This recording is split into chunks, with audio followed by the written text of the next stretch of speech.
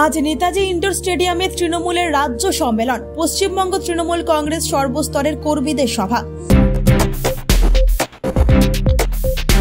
দেখতে থাকুন জনমত বাংলা নিউজ।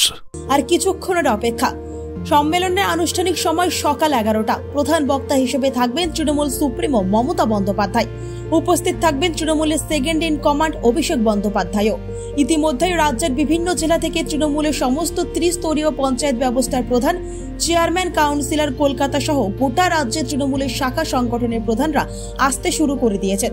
তৃণমূলের এমপি, এমএলএ, মন্ত্রীরা কিছুক্ষণের মধ্যেই আসতে শুরু করে দেবেন নেতাজি ইন্ডোর স্টেডিয়ামে। প্রায় 18,000 মানুষের জন্য ব্যবস্থাপনা করা হচ্ছে বলে জানা যাচ্ছে তৃণমূল সূত্র থেকে। 2026-এর বিধানসভা নির্বাচনের আগে তৃণমূল নেত্রী কি বার্তা দেন, সেই দিকেই তাকিয়ে তৃণমূলের সর্বস্তরের কর্মী সমর্থকরা। পাশাপাশি বহু চর্চিত রদবদল প্রক্রিয়া শুরুর সম্ভাবনা থাকছে এই সম্মেলনের পর থেকেই, এমনটাই তৃণমূল সূত্রের খবর।